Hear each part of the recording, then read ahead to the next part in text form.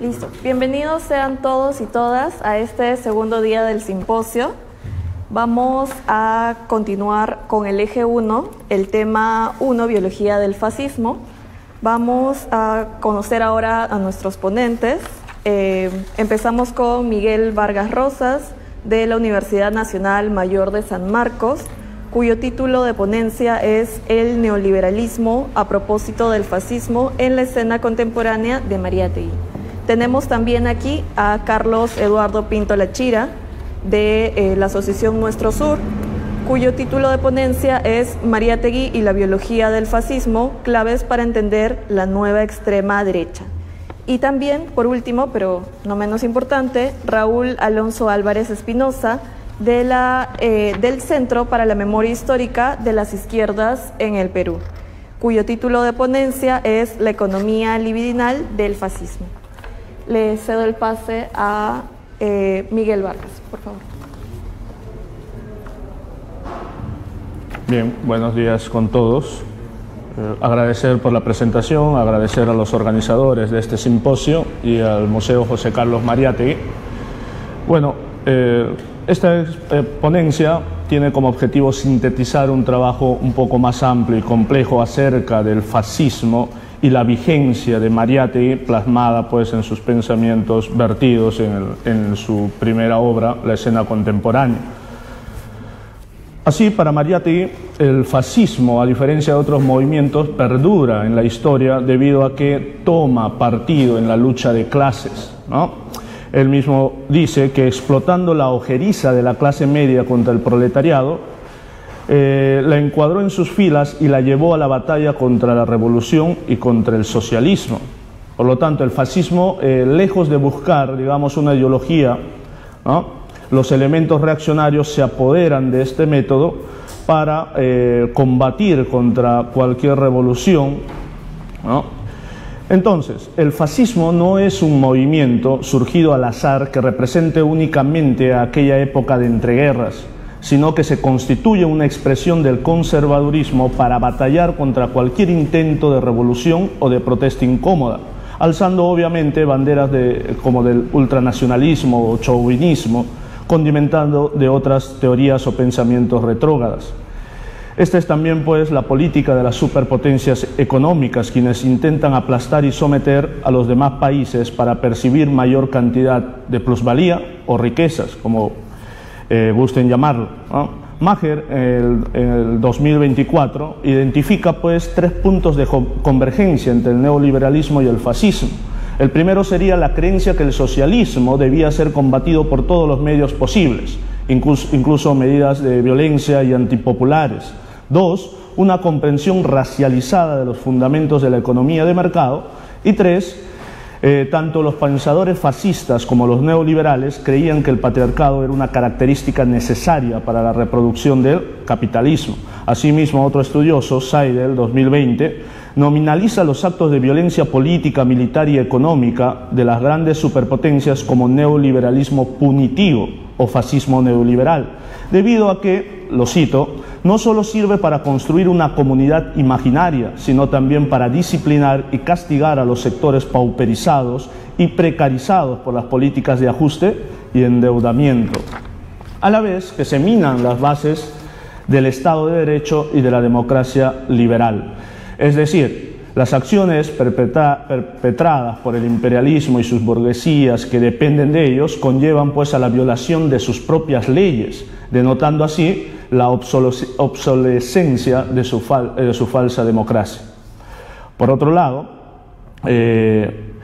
también impulsan pues en los jóvenes una cultura de enajenación, de simplismo, tanto en política como en la vida cotidiana, y de jugarse también a los héroes, ¿no?, a aquellos héroes a la usanza de los antiguos. Porque precisamente el fascismo no tiene una ideología determinada y Mariátegui señala que debe absorber la política liberal, ¿no? Y cuando se le cuestiona esto, Mariátegui señala que el fascismo responde de la siguiente manera, lo cito: después de todo, ¿qué importa el contenido teórico de un partido? Lo que le da la fuerza y la vida es su tonalidad, es su voluntad, es el ánima de aquellos que lo constituyen. Históricamente, para poder enlazar el fascismo con el neoliberalismo de hoy, Mariátegui notifica que el fascismo brota con el apoyo de la burguesía italiana y con el consentimiento de un gran porcentaje de intelectuales capitalistas. Lo cito, ¿no? En la misma escena contemporánea, Mariátegui, entre la página 50 y 51 de la edición de 1981, Mariátegui dice: en Italia, la burguesía saludó al fascismo como a un salvador. El capital industrial y agrario financiaron y armaron a las brigadas fascistas. El liberalismo se inclinó ante el principio de autoridad. Pocos liberales, pocos demócratas rehusaron a enrolarse en el séquito del Duce. De esta manera, pues, el espíritu fascista se alimentó del capitalismo, ¿no? Y tras una sangrienta trayectoria, el capitalismo se va a alimentar también de ese espíritu fascista. Lo utilizó como una política o método para poder subsanar las crisis económicas que afrontaba y hacer frente a las amenazas de revoluciones que se desataban en distintos puntos del mundo. Mariátegui también sentencia que el espíritu fascista no podía actuar libremente si no digería y absorbía antes el espíritu liberal. En la imposibilidad de elaborarse, dice él, en una ideología propia, el fascismo corría el riesgo de adoptar más o menos atenuada la ideología liberal que lo envolvía. En esta misma línea, el estudioso Wyatt en el 2021 plantea lo siguiente, ¿no?, con el cual compartimos: el fascismo puede entenderse como un intento imperialista terrorista de resolver una crisis capitalista fundamental que no resuelve las contradicciones socioeconómicas y los conflictos políticos subyacentes, sino que los reprime con violencia interna y externa. La dictadura y la economía de guerra fueron la estrategia fascista para resolver las crisis. No obstante estos postulados y este estudio objetivo, nos basamos y hacemos un somero comentario de las teorías de los jóvenes neoliberales, como von Hayek, ¿no?, que es pues discípulo de von Mises, ellos iniciadores del nuevo liberalismo. Von Hayek, por ejemplo, planteaba, alejándose un poco de su liberalismo radical, el imperio de la ley como garantía de la convivencia pacífica, ¿no? El propio Hayek, en su libro La brutal arrogancia, enfatiza que la mayor parte de los individuos que actualmente constituyen el proletariado, dice él, ni siquiera habrían llegado a existir de no habérseles proporcionado los medios de subsistencia, aun cuando puedan sentirse explotados y los políticos no dejen de fomentar esos sentimientos para conseguir poder. Sin embargo, este planteamiento del representante del neoliberalismo, en contraposición al propio Smith y a Ricardo, ¿no?, ya no le da importancia al trabajo, no le da ninguna importancia al trabajador en lo más mínimo. Estos, para él, no producen riqueza, sino que el que produce esta riqueza es únicamente el capital, ¿no? Lógicamente es un planteamiento guasón fuera del proceso histórico.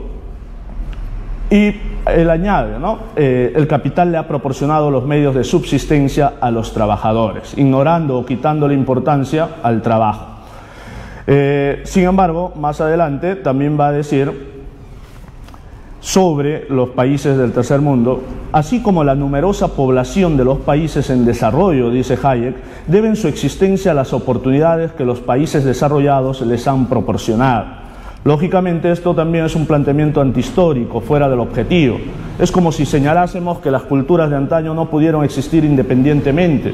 Es como señalar que los Estados Unidos de Norteamérica, que en un momento fue colonia de Inglaterra, nunca pudo independizarse de esta porque vivía gracias a esa potencia inglesa, ¿no? Sin duda, como ya lo señalábamos, es un planteamiento poco científico, pero que nos conduce a establecer ciertos esquemas clasistas, ¿no?, y por ende nos establece la dictadura de los imperialismos hegemónicos sobre los países del tercer mundo con una aparente justeza y razón. Como ya se puede inferir, el fascismo se justifica bajo estos apostolados de Hayek, quien establece incluso que se debe tener en cuenta, y esto es importante, qué vida salvar en caso de crisis, ¿no?, porque no se puede salvar la de todos, dice él.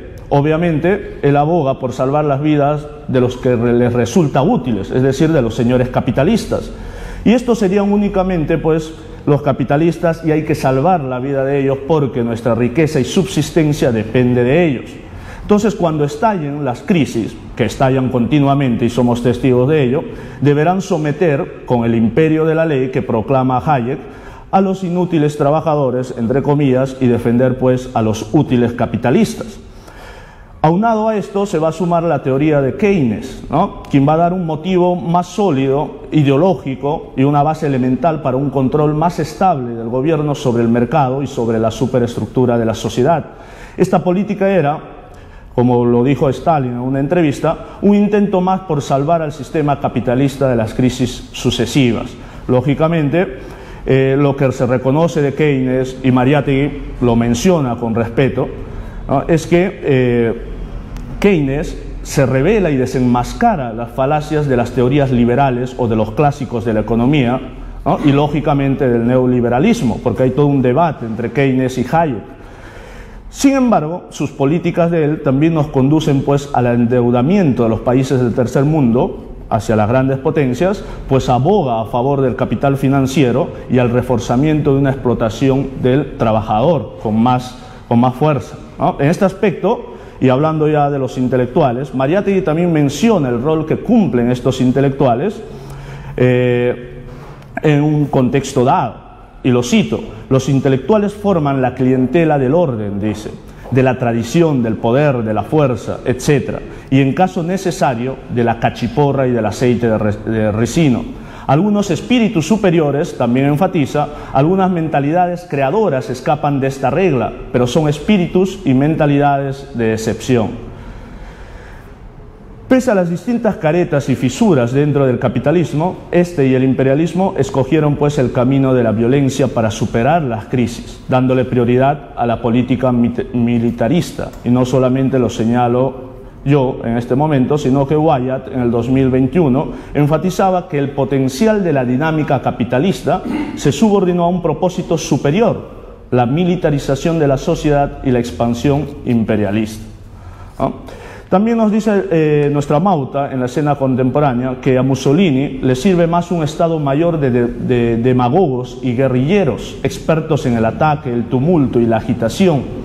Entre la cachiporra y la retórica, dice, Mussolini va a elegir, sin dudar, la cachiporra. Además, Mariátegui vuelve a enfatizar el nexo que existe entre el fascismo y el liberalismo, ¿no? El fascismo suele engalanarse, lo cito, de retórica imperialista y disimular su carencia de principios bajo algunos lugares comunes literarios. Entonces, todos estos planteamientos que hace Mariátegui nos lleva a inferir que para él el fascismo es el ala más violenta y descarnada del imperialismo, tal como Lenin ya lo vaticinaba en su estudio sobre el proceso del capitalismo hacia su fase superior. En la actualidad, pues, los gobiernos despliegan acciones militares, sobre todo las grandes potencias, desproporcionadamente, y esto es una realidad, ya no hablamos de cuestiones teóricas, ¿no?, sobre pretexto de pacificar el mundo. Estados Unidos, por ejemplo, se ha ganado el repudio mundial por las acciones de guerra, aunque su historial bélico germina desde siglos atrás. Solamente en el siglo XXI ha reforzado sus ataques e invasiones, ¿no? En el 2001, su primer golpe en Afganistán, aduciendo un contraataque por los sucesos del 11 de septiembre, y desde ese momento pues no ha parado de involucrarse e incitar todo conflicto armado en Medio Oriente, Occidente, América, que involucra a su vez a sus rivales en la hegemonía por el control de la economía, que son Rusia y China principalmente. Y esto también busca aterrorizar a lo que nosotros llamamos semicolonias, ¿no? Es decir, donde nosotros también nos encontramos como parte de una economía de exportación de materias primas, etc. Estas acciones, pues, exponen el criterio ultranacionalista de las superpotencias y calza con lo que Mariátegui aseveró también en la escena contemporánea. Él decía: la democracia emplea contra la revolución proletaria las armas de su criticismo, su racionalismo, su escepticismo. Contra la revolución moviliza la inteligencia e invoca la cultura. El fascismo, en cambio, al misticismo revolucionario opone un misticismo reaccionario y nacionalista. Hoy, obviamente, la democracia burguesa emplea un misticismo reaccionario y nacionalista a todas luces. ¿no?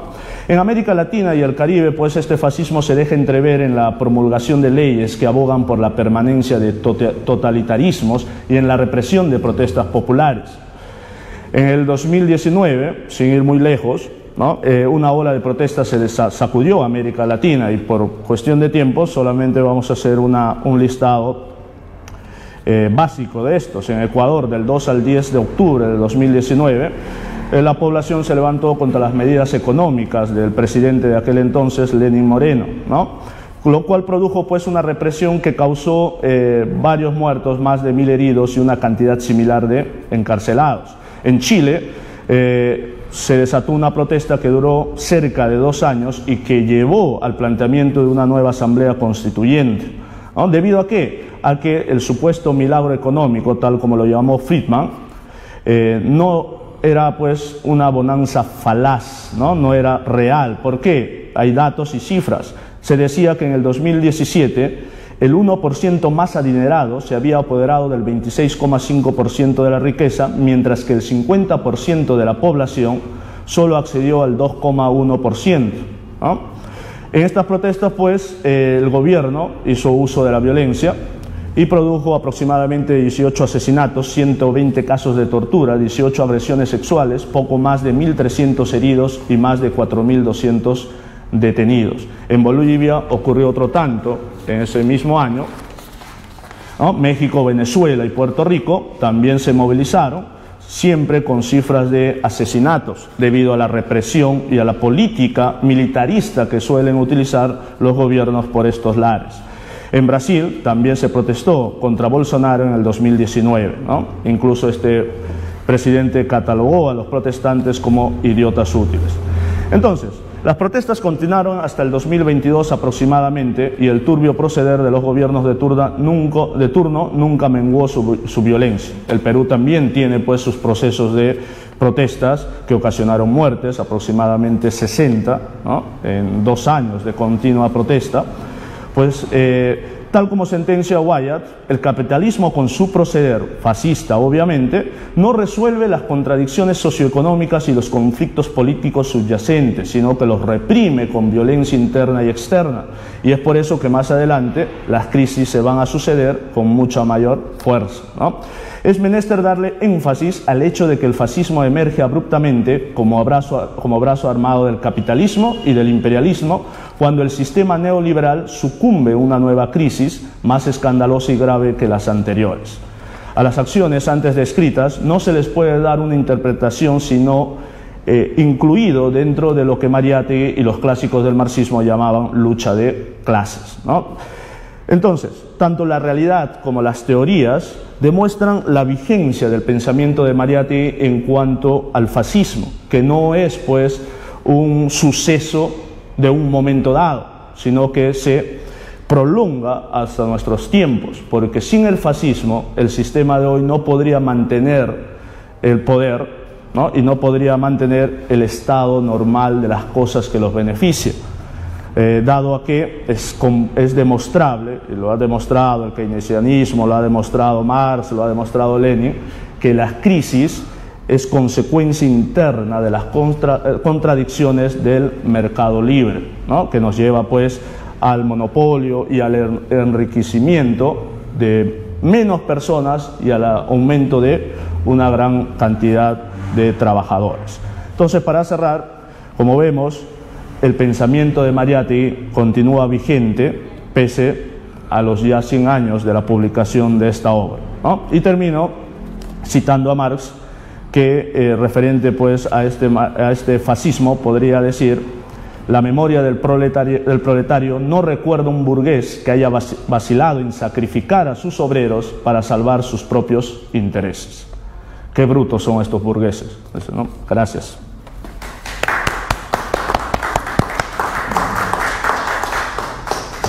Muchas gracias, Miguel. Vamos a continuar con Carlos Eduardo Pinto, a quien cedo la palabra.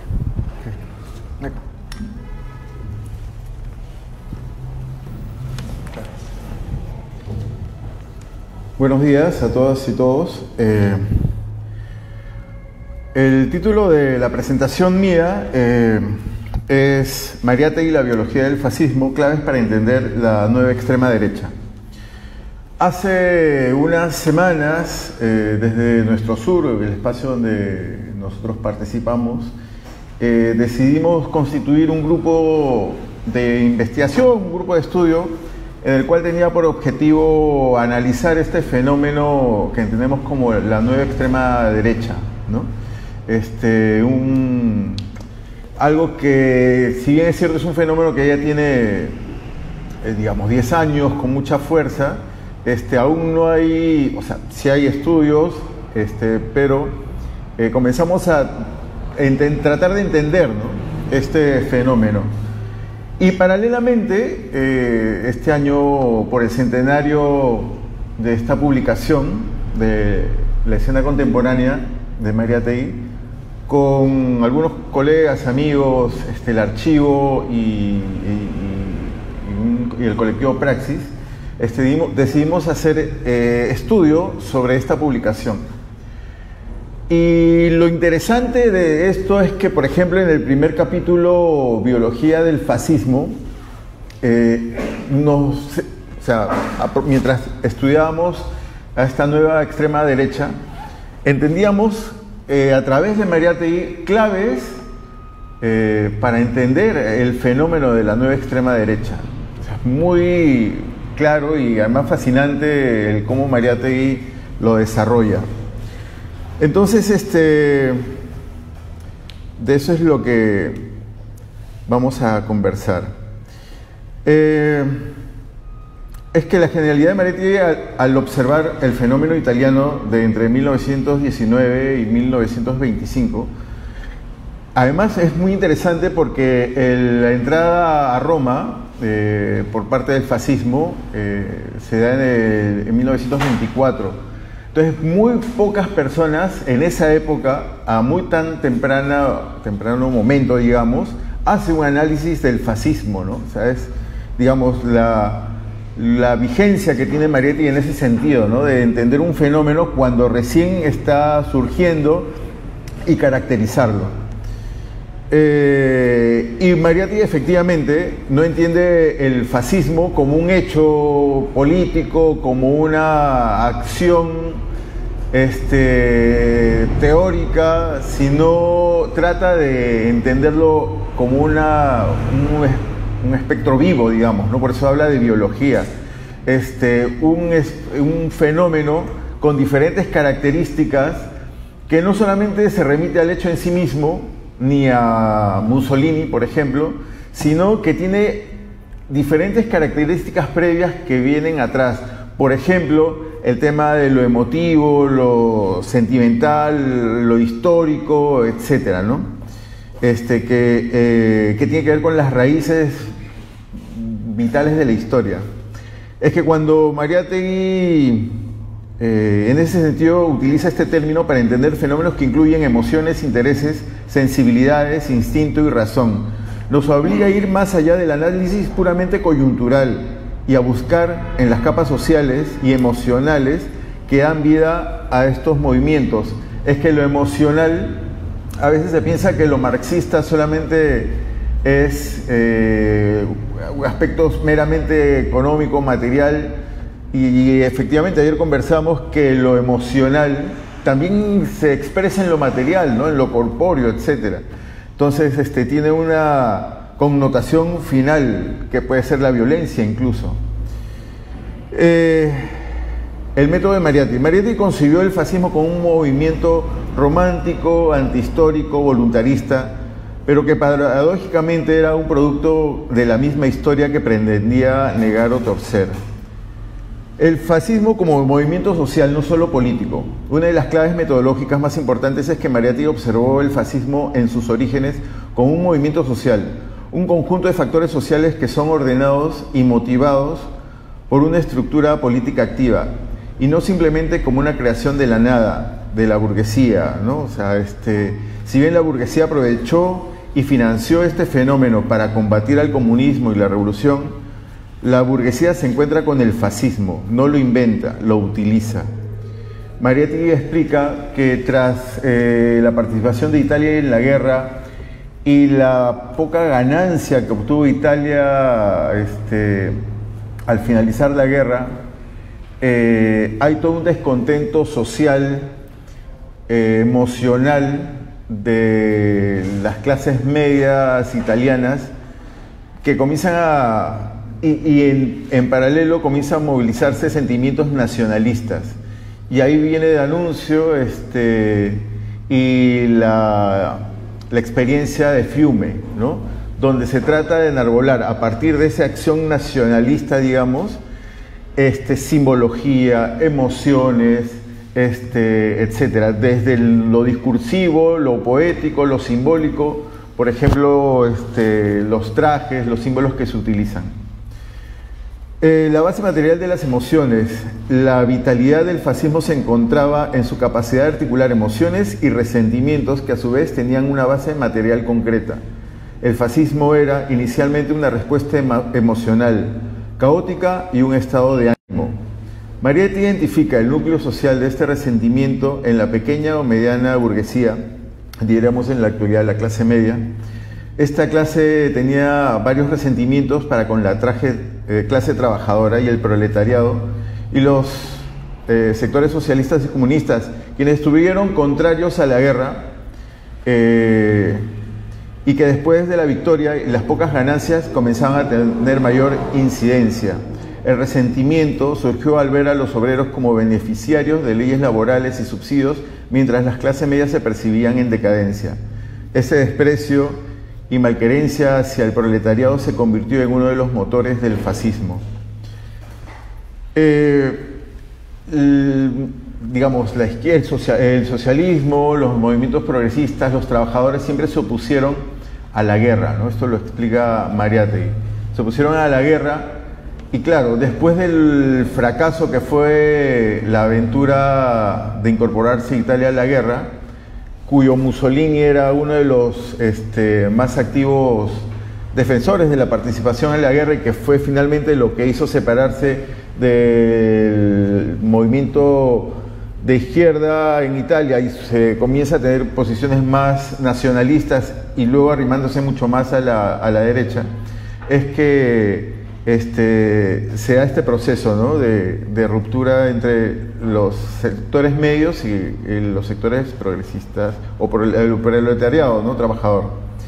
El liderazgo carismático y la figura del duce, del conductor, del condottier, el análisis de Mariátegui sobre Benito Mussolini es crucial. Mussolini es el animador, el líder, el duce máximo. Mussolini es espiritual y orgánicamente un extremista. Su puesto está siempre en la extrema izquierda, o sea, pasó de una posición muy radical dentro de la izquierda a una posición extrema a la derecha, pues su psicología guerrera no podía venirse con la pasividad, necesitaba la acción, y la encontró primero en la intervención en la guerra y luego en la lucha contra la revolución. Mariátegui sugiere que el fascismo transformó a Mussolini y no al revés, ya que el líder es aquel que extrae un movimiento político de la emoción de las masas, no la inventa. La estética, la violencia y la falta de ideología coherente se puede ver en este movimiento fascista, ¿no? El fascismo en sus orígenes fue un fenómeno político-social cuyas perspectivas era muy difícil de prever. No era una doctrina, sino un movimiento. Su programa era confuso y contradictorio. Esta ambigüedad ideológica permitía aglutinar a diversas corrientes exsocialistas, futuristas, nobles, republicanos y hasta exanarquistas. Mariátegui capta la importancia de la estética señalando a Gabriel D'Annunzio como la figura que proporcionó al fascismo su estética, su lenguaje y su teatralidad. El fascismo heredó un humor megalómano, anticristiano, romántico y retórico, que predicaba el culto al héroe, la violencia y la guerra. Mariátegui me señala que el idilio de la inteligencia con la fuerza se explica porque los intelectuales se sintieron seducidos por el fascismo al ser un movimiento joven, osado, marcial, aventurero.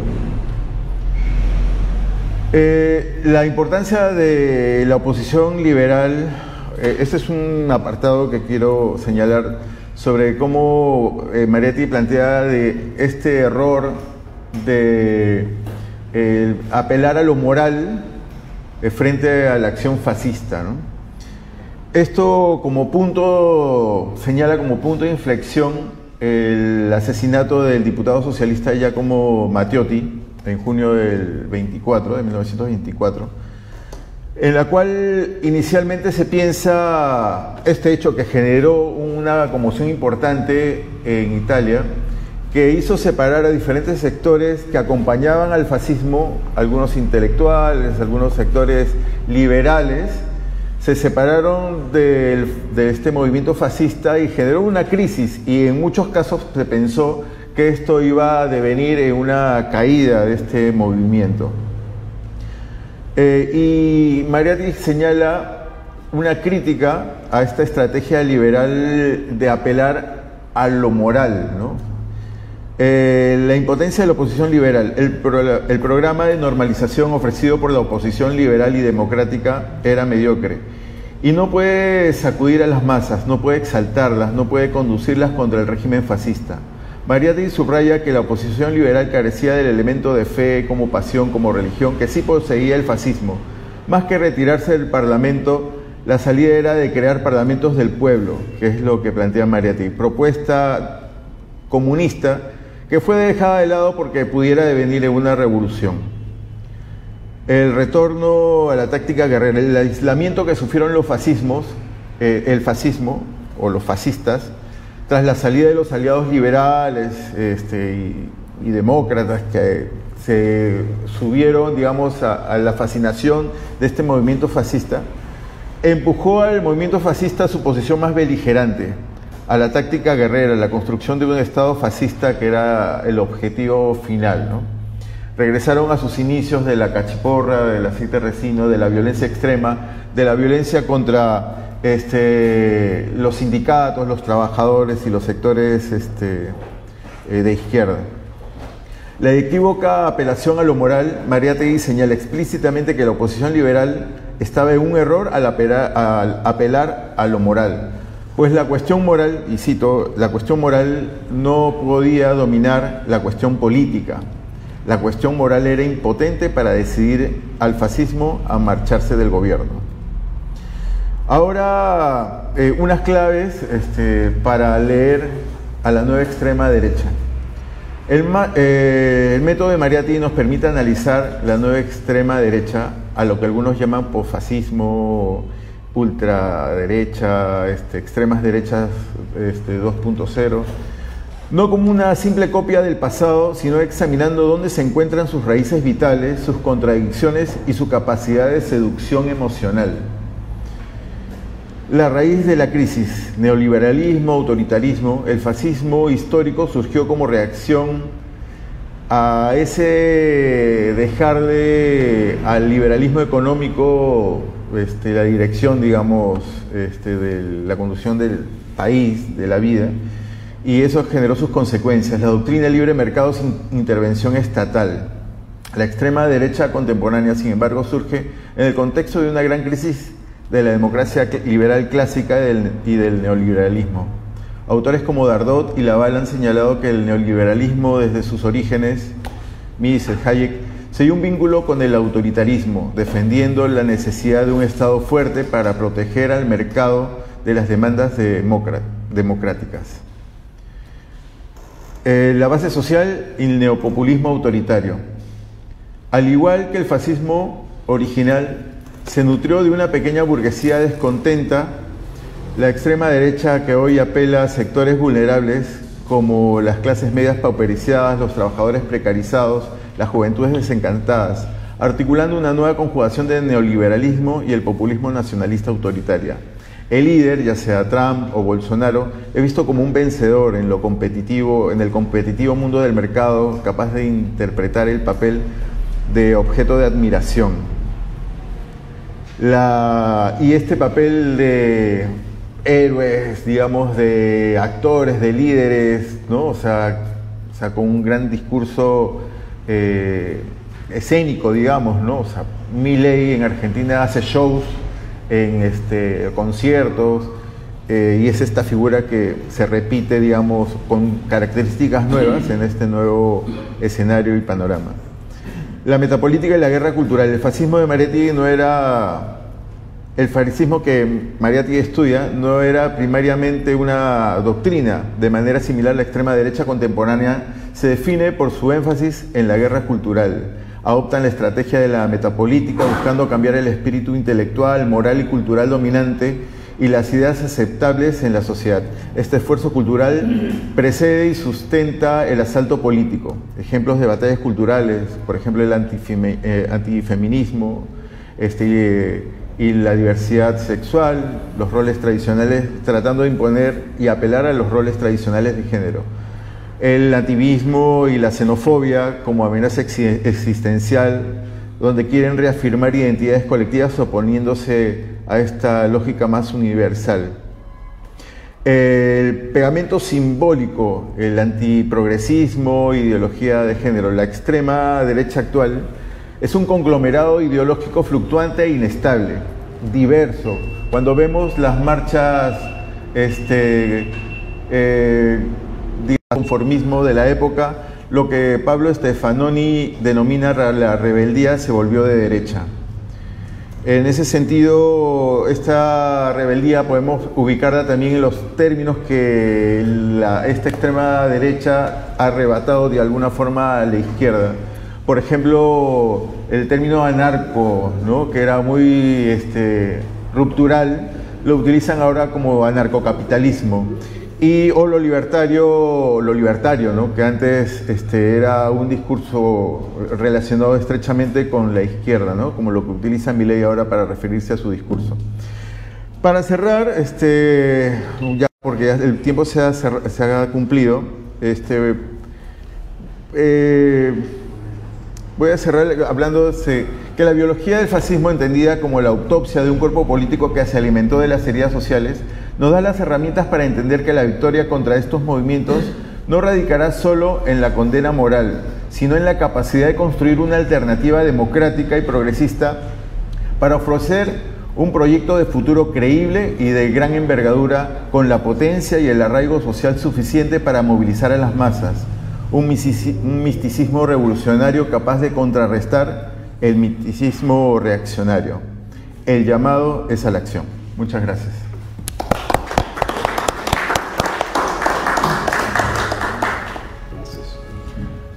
Muchas gracias, Carlos Pinto. Vamos a ceder la palabra a Raúl Álvarez.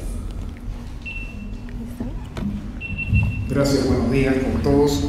Es un gusto estar en esa fecha tan esperada para quienes, sobre todo, no solamente para quienes nos reconocemos como mariateguistas o mariateguianos, sino para quienes también hemos participado en el ciclo de lecturas que organizó el Archivo José Carlos Mariátegui desde el año pasado, y del cual justamente Carlos y yo formamos parte.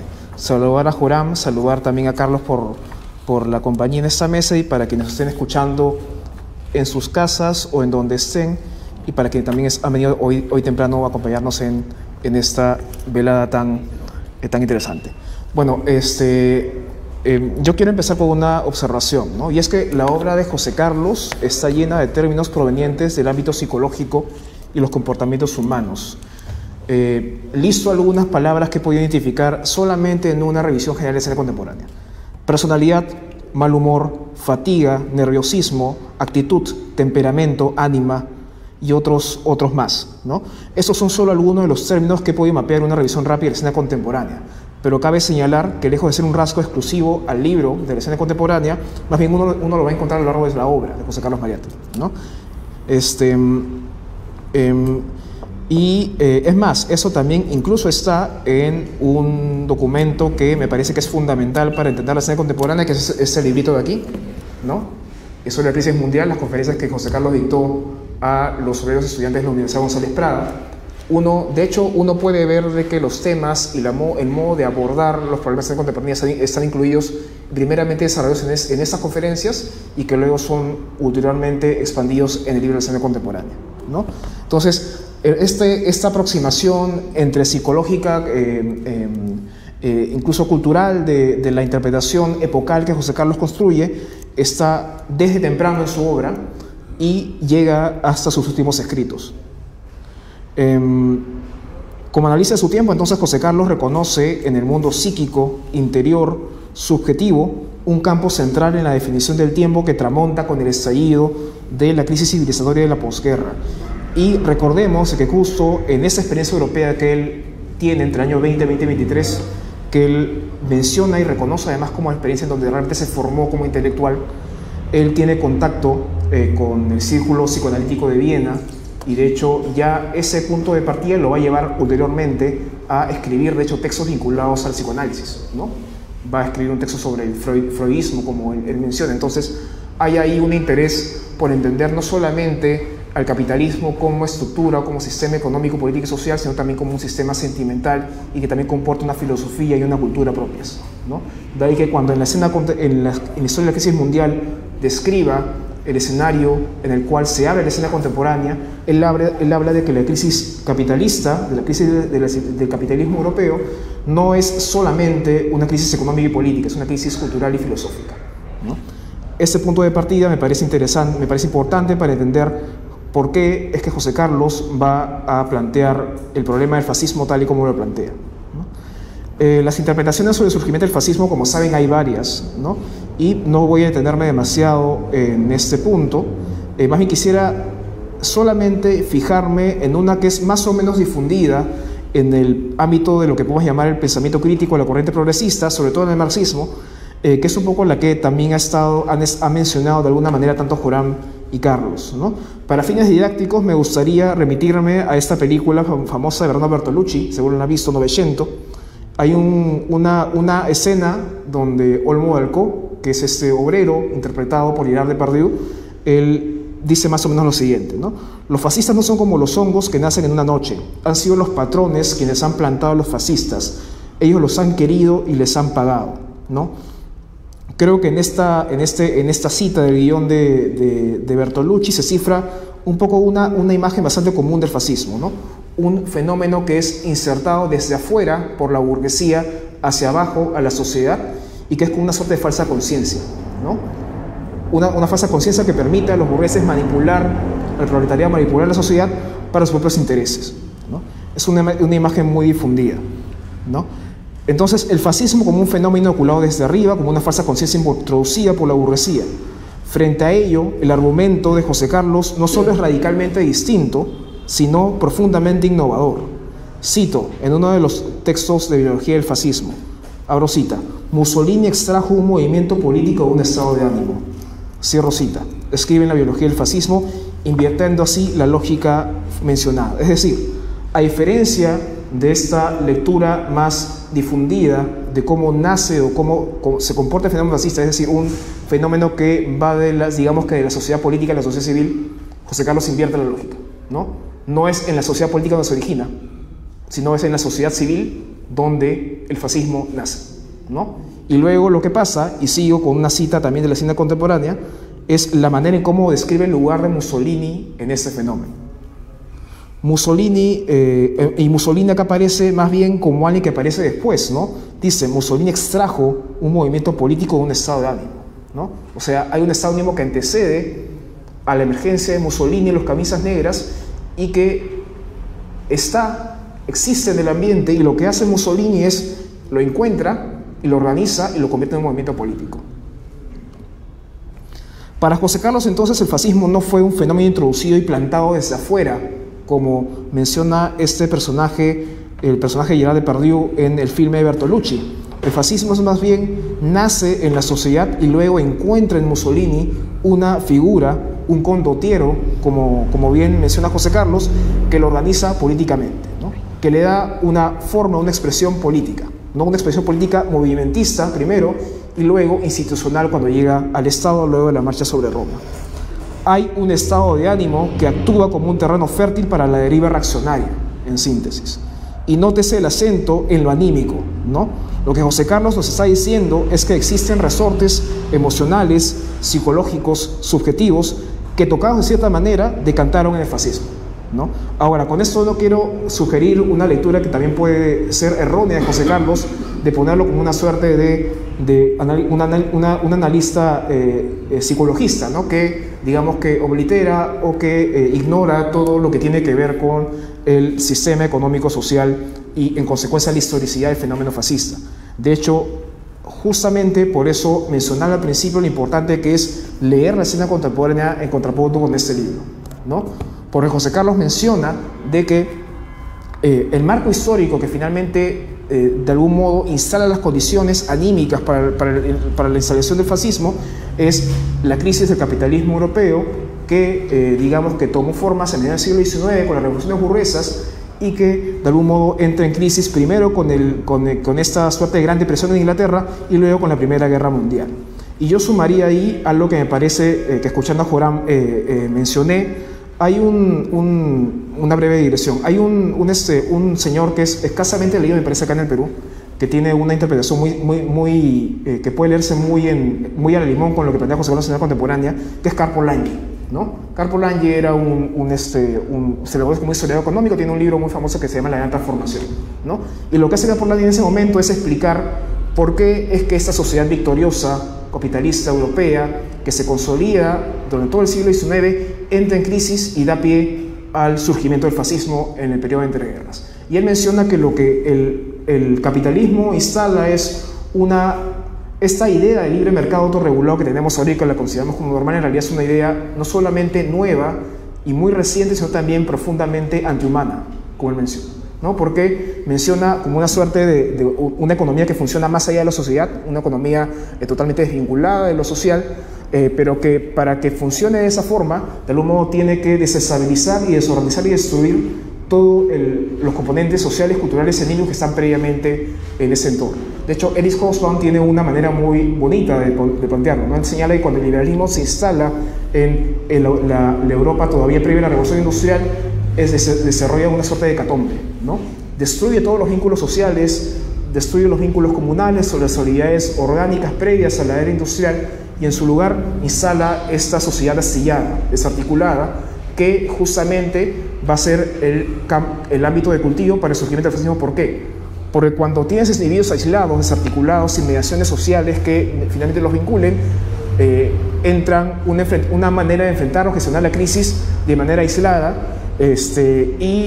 donde se explota mucho este miedo existencial a no poder satisfacer o cumplir los imperativos económicos del capital, ¿no? La idea del progreso, la idea del trabajo. Imagínense, Primera Guerra Mundial, ese gran conjunto de hombres desmoralizados por la guerra, pero también la cantidad de desempleo que hay, ¿no? Y cómo es que el capitalismo desde sus inicios tiene en el trabajo no solamente una concepción productiva del mismo, no solamente una fuente de riqueza, sino un imperativo moral, ¿no? Toda la sociedad burguesa del siglo XIX se sostiene en la idea del trabajo como una fuente de virtud humana, ¿no? Y acá, por ejemplo, recordemos que todas las políticas de higienismo social que fueron impulsadas por la República Aristocrática y luego con la Revolución de Leguía, desembocan muy bien en eso que Pablo Grinot retrata muy bien en La seducción de la clase obrera, ¿no? La figura del obrero como un hombre virtuoso, ¿no? Entonces es interesante también cómo el fascismo va a aprovechar estos miedos desencadenados por esa desestabilización de las condiciones que él mismo instaló para explotar, para un poco atizar esas fobias, esos miedos que deja la crisis y para volcarlos a una posición reaccionaria. Entonces hay un marco histórico que es importante tener en cuenta, este marco histórico de crisis cultural, crisis política y crisis económica, un marco de estructuración social, y es interesante además que el fenómeno fascista haya nacido. Es más, José Carlos, y eso también creo que es un punto para poner al debate, a mí me causa mucho escozor y a veces también me hace mucho problema pensar el fascismo como una categoría transhistórica, es decir, como una categoría que puede utilizarse tal y como se utilizó en el periodo de entreguerras y extrapolar al presente. ¿Por qué? José Carlos justamente en la biología del fascismo menciona de que el fascismo fue un fenómeno italianísimo, ¿no? Un fenómeno propio de la psicología del hombre mediterráneo, y yo añadiría incluso que está atravesada por la fisionomía de lo que Gramsci llamó la cuestión meridional, ¿no? Entonces, curiosamente, si por ejemplo leemos el proceso del fascismo con la crisis de la democracia, es interesante cómo es que José Carlos menciona de que solamente en Inglaterra la democracia liberal burguesa pudo haberse desarrollado con todo el ímpetu que pudo hacerse y pudo ser llevado a sus últimas consecuencias ¿Por qué? Porque en Gran Bretaña, a diferencia de Italia, el capitalismo fue un fenómeno endógeno, ¿no? En ese sentido, la industrialización y toda esa cultura obrera, sindical, de algún modo, brindó las condiciones institucionales que, a diferencia de Italia, donde previvían elementos más bien precapitalistas, no capitalistas agrarios, de algún modo encontraron en esa disonancia de formaciones sociales también un caldo de cultivo para explotar el fenómeno fascista. Ahora, pero volviendo, ¿cuánto tiempo me queda, perdón? Todavía. Entonces, volviendo al argumento que estaba ensayando, bueno, ya adelanté varias cosas de las que iba a decir, pero volviendo al argumento que estaba ensayando al inicio de esta presentación, mencionaba de que justamente José Carlos tiene un desarrollo, enfatiza mucho el componente psicológico de comportamientos, de psiquis, en el estado, en el estudio del fenómeno fascista. Pero esto no quiere decir de que estemos a una suerte de psicoanalista va en la letra, ¿no? De hecho, José Carlos tiene una interpretación muy distinta a una lectura que me parece que está más o menos difundida hoy en los teóricos del fascismo, con Alberto Toscano, a veces incluso el mismo Enzo Traverso, que toman como referencia este trabajo famosísimo de Deleuze y Guattari, filósofo del año 70, en el Antiedipo, ¿no? Está muy difundido eso en el campo progresista hoy. El tema con el Antiedipo es que promovía, de algún modo deshistorizaba este análisis psicológico, psicoanalítico del fascismo, y cosa que no hace José Carlos, ¿no? Básicamente lo que hacen Deleuze y Guattari es decir de que existe una suerte de fuerza, una fuerza libidinal suprahistórica, que de algún modo siempre vuelve recurrentemente para ser aprovechada por la burguesía. Tuve muchas críticas por parte de Emilio Gentile, por parte de muchos estudiosos del fascismo. Yo comparto las críticas, y más bien yo creo que José Carlos más bien da una suerte de solución intermedia para este problema, ¿no? Sin dejar de reconocer que existe evidentemente un valor psicológico y un valor cultural en el análisis del fascismo. Lo que hace José Carlos justamente es historizarlo, ¿no? Y me parece que el punto fuerza de José Carlos es ubicar al fascismo como una ideología y como una suerte de estructura sentimental vinculada al capitalismo en crisis, ¿no? A todo esto me parece que también es importante reconocer lo que dijo Joram acerca de que, claro, el capitalismo, de hecho, desde Marx y Engels siempre está esta idea de capitalismo tiende siempre a la crisis, ¿no? Pero digamos que lo que particulariza este momento en el que José Carlos escribe es que se ha pasado de la tendencia a crisis al evento crisis, ¿no? Un momento de desbordamiento social en donde José Carlos va a ver justamente la posibilidad de una salida revolucionaria. Pero básicamente, para ir cerrando mis puntos, es que me parece de que José Carlos, sin ser necesariamente un filósofo deleuziano, va en la letra, sin ser necesariamente alguien que compre necesariamente todo el rollo del psicoanálisis freudiano, de algún modo reconoce de que la separación entre idealismo y materialismo es una posición falsa, ¿no? Y más bien lo que encontramos en el análisis del fascismo, y también lo encontramos en la escena contemporánea, es más bien una aproximación totalizante, ¿no? José Carlos le presta atención no solamente a los efectos de la crisis económica en el estado anímico del capital, sino que incluso toma los factores psicológicos como elementos productivos para la acción social, ¿no? Y de ahí, y que me parece un punto necesario de tener en cuenta, de que justamente una de las críticas y una de las explicaciones que da José Carlos para señalar por qué es que los fascistas pudieron encauzar el caudal social que no pudo el socialismo de la Segunda Internacional, es que los fascistas entendieron como pocos en ese momento en que la era de la política entendida, y cito un poco a José Carlos, como pura gestión administrativa, como pura gestión estatal o institucional, había terminado, y lo que llamaba justamente ese momento de crisis era una ética de la acción, ¿no? Por eso es que menciona el tema de la voluntad, por eso es que valoriza el tema de, por ejemplo, el elogio a Lenin, ¿no? Un hombre más que un teórico, un hombre que actúa, ¿no? Y gran parte de lo que adolece la izquierda actual es justamente eso, ¿no? Digamos que hemos pasado de una década sumida en el ciclo de las mareas rosas progresistas, donde la izquierda se ha acostumbrado a hacer gobierno, pero ya no encandila, no emociona y no seduce y no moviliza todas estas pasiones que sí están haciendo figuras como Milei, como Trump, etc. Entonces hay un campo, me parece, vinculado a lo afectivo, a lo emocional, que José Carlos supo ver en la escena contemporánea, que me parece que la izquierda actual no está viendo, y que quizá ahí José Carlos podría extrapolar las críticas que extrapoló en su momento la izquierda socialista de la Unión Internacional, ¿no? Una izquierda que está totalmente vinculada, está totalmente burocratizada, totalmente asimilada a la gestión administrativa del capital, y también que ha perdido la capacidad de movilizar y encender los ánimos de las masas.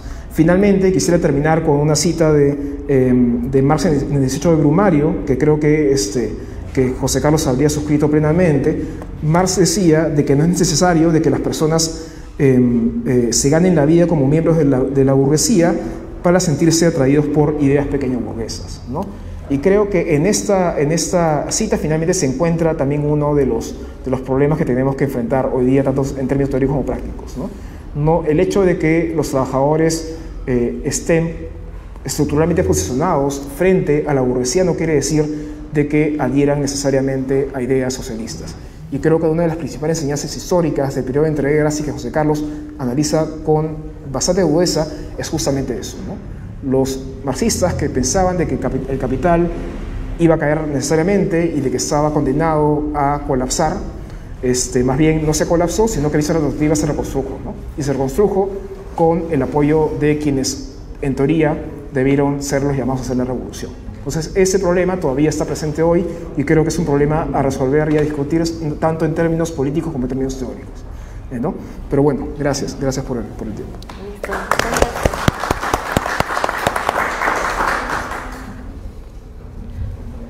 Muchas gracias, Raúl. Muchas gracias a todos los ponentes.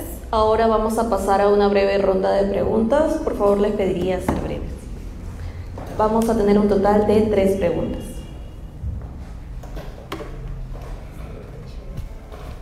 ¿Alguien va a preguntar? Levanten la mano.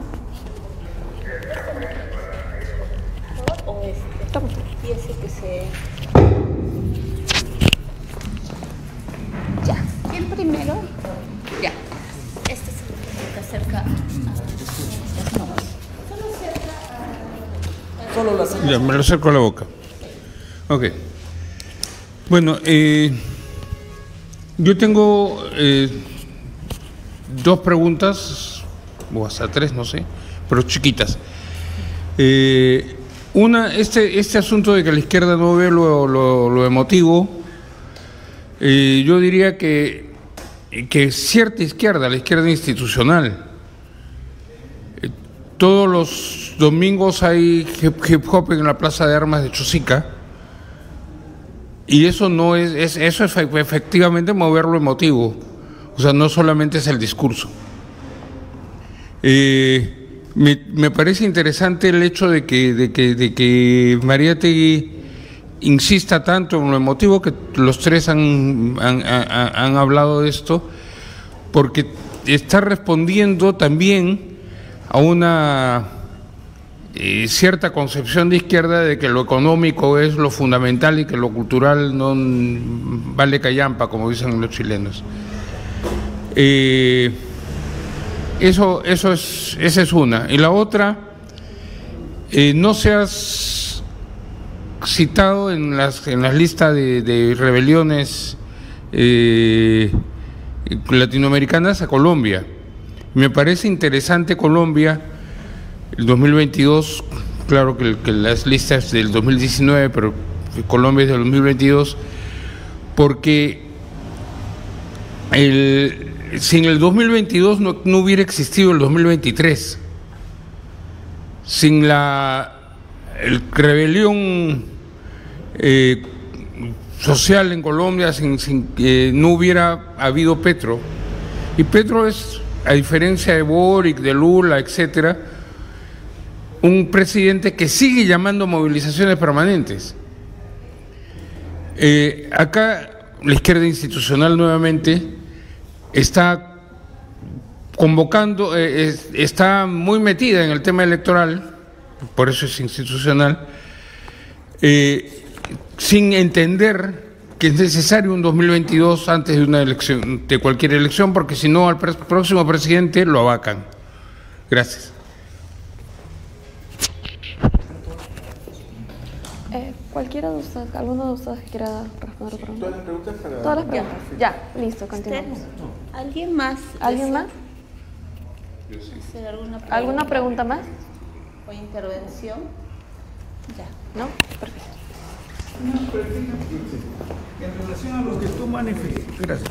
En relación a lo que manifestaste sobre la juventud y la participación dentro del movimiento fascista y cómo es que se emociona, que también está en cierta forma vinculado a su origen de clase como pequeña burguesía, ¿no? Que se emociona y acompaña el régimen fascista.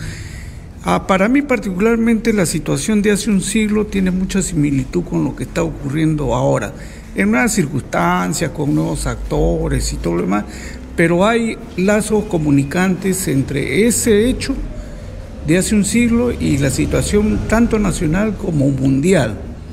Y en ese sentido me hacía reflexionar sobre esa participación de la parte emotiva de la juventud, que siempre se ha manifestado. Y pienso en la Revolución de Mayo, el 68 en Francia, o pienso actualmente, o hace muy poco tiempo acá en el Perú, con el movimiento de los pulpines, por ejemplo, o con el movimiento de la generación Z, ¿no? Que tras de ellos hay todo un interés clasista, lógicamente, que tiene un personaje bien interesante de estudiar, ¿no? Y es que es Soros, que finalmente aparece como el gran titiretero y el gran financiador de este tipo de movimientos que lo usa para lograr sus objetivos políticos. Lo vimos el 2000 con Toledo, ¿no? Después del derrocamiento de Fujimori, que fue el que financió y capitalizó esto y terminó imponiendo al régimen de Toledo, por ejemplo, acá. Entonces, cuando te escuchaba me hacía reflexionar y tratar de hacer una comparación y entender qué podría ser los vasos comunicantes entre unos fenómenos y otros. Gracias. Gracias. ¿Una pregunta más? Para Raúl. Raúl, yo quería preguntarte, sabiendo de tus conocimientos, de tu ánimo siempre de investigación, si esa voluntad de, por ejemplo, analizar fenómenos tan complejos desde el punto de vista de lo emocional, incluso, si bien no psicológico, pero sí considerando las psicologías de un grupo como podría ser el italiano o región europea, quisiera saberte si esa tradición de reflexionar de esa manera se siguió en la siguiente década, por ejemplo, en 1930, en la década del 40 y quizás en los 70s u 80s.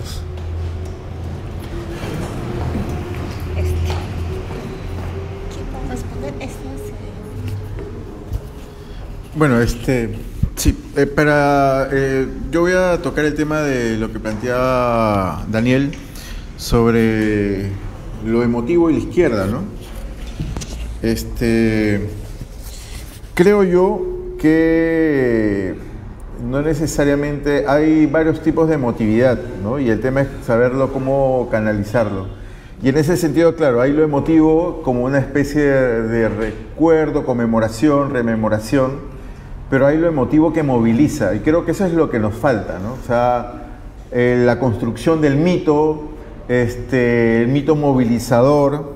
En Brasil, por ejemplo, el Movimiento Sin Tierra habla de la mística, y en todos los eventos y actos políticos que hace el MST, ya sean académicos o en la calle, tiene una parte de mística, donde recuerdan el pasado, recuerdan sus héroes, recuerdan sus mártires, recuerdan actos y hechos pasados, recuerdan las luchas de otros movimientos sociales. Entonces permanentemente hay un reforzamiento de sus militantes a tratar fortalecer ese ideal, ¿no?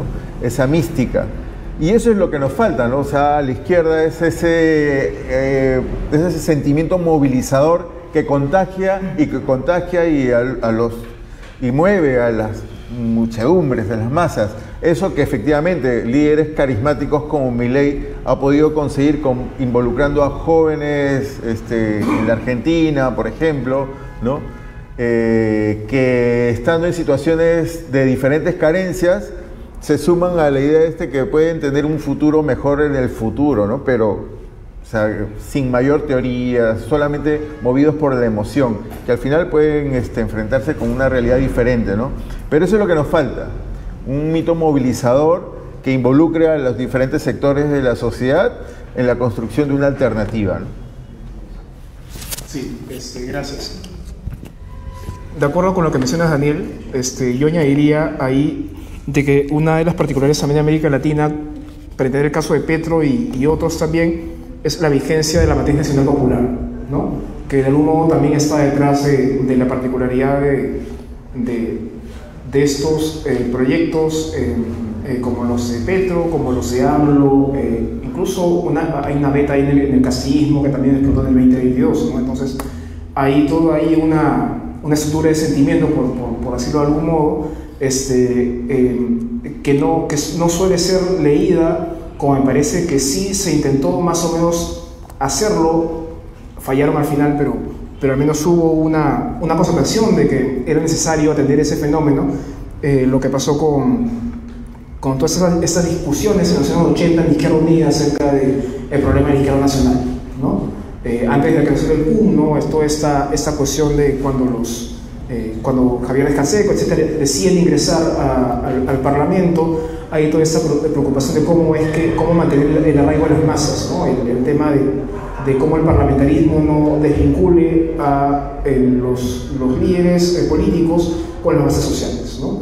Me parece que la cuestión de fondo es esa, y en todo caso yo también iría por el tema de Carlos acerca de que hay menos registros emotivos, ¿no? Y me parece que lo que falta en general es el tema de estas emociones que movilizan, ¿no? Respecto a lo que mencionaba, aprovecho también para recomendar, lo he dicho varias veces en otras ocasiones en ese lugar, de que un poco también para entender de que parte también de la emotividad y de la fuerza del fascismo es que, José Carlos también lo menciona, de que es un fenómeno bastante performático, ¿no? La participación de Marinetti, de los futuristas, pero también la gestualidad y la performance de Mussolini y de los camisas negras tenían mucho que ver con el éxito que podía tener en la multitud.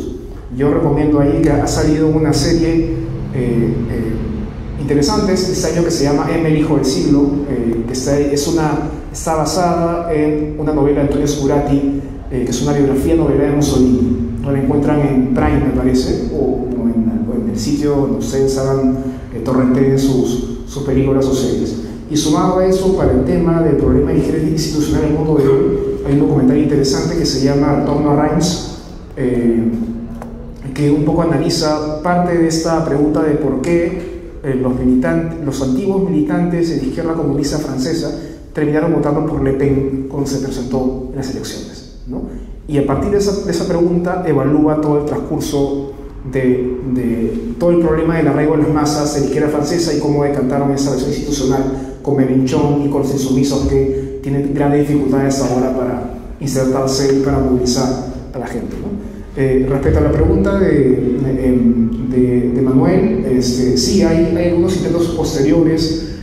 Poco después de José Carlos, ya en los años 30, estuvo Wilhelm Reich, que tuvo un libro que me parece que se llamó La psicología de masas del nazismo, y ahí tiene algunas ideas que uno podría leer en contrapunto con las de José Carlos, pero es más un enfoque más psicoanalítico, y más hacia los años 60 es Erich Fromm, me parece, ¿no? Eros y civilización, me parece que ahí ya también hay un esfuerzo por volver a ese problema, ya luego del problema de la deriva soviética, luego de la Segunda Guerra Mundial, con todo el contexto de 1968, etc., ¿no? Y ya más recientemente, ahora último, bueno, alguien que retorna mucho a Alessi Guattari es Alberto Toscano, en Late Fascists, y Jason Ritz, recientemente me pareció muy interesante sobre la relación entre el culto al trabajo en el capitalismo y el surgimiento del fascismo.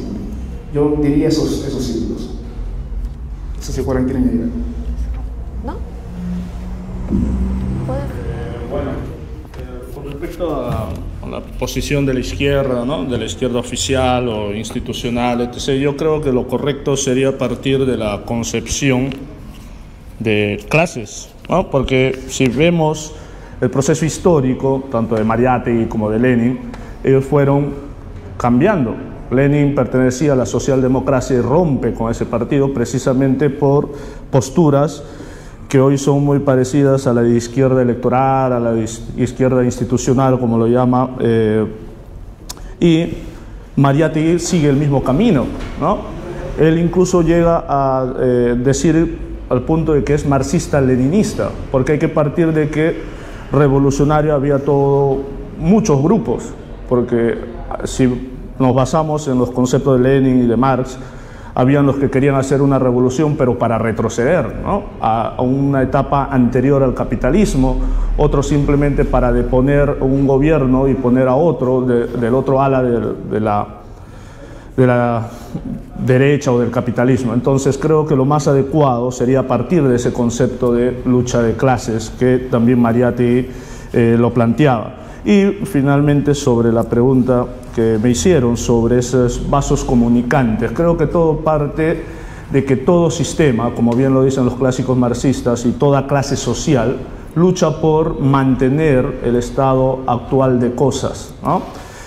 Busca por mantenerse dentro del poder, porque si recordamos la concepción clasista del Estado, que parte incluso viene de Hobbes y de otros filósofos un poco más anteriores, conciben el Estado como una máquina de violencia que la ejerce o que la tiene la clase social dominante. Entonces, esta clase social dominante utiliza los organismos a su disposición para poder educar en la cultura, en sus beneficios a la gran mayoría social, ¿no? Es por eso que vemos programas de televisión, programas radiales inservibles o adormecedores. Entonces creo que eso sería lo que mantiene el capitalismo hoy en día, tratando pues de enajenar a la juventud, haciéndoles creer que lo mejor en esta actualidad es, no sé, volverse un empresario, ganar buen dinero, ¿no? Y ocultarle la otra realidad, que para que él pueda obtener esas ingentes ganancias va a tener que pisotear a otros. Entonces hacen ver como héroe a los grandes capitalistas, nos hacen creer que las guerras que emprenden las grandes potencias es por la paz mundial, etc. Sin embargo, esta educación choca pues o se contradice con la realidad, y es por eso y es urgente pues trabajar en la juventud esto que hoy en día llaman el pensamiento crítico, para que los jóvenes puedan analizar la realidad, criticar, debatir, etc. Gracias. Muchas gracias. Muchas gracias a los ponentes.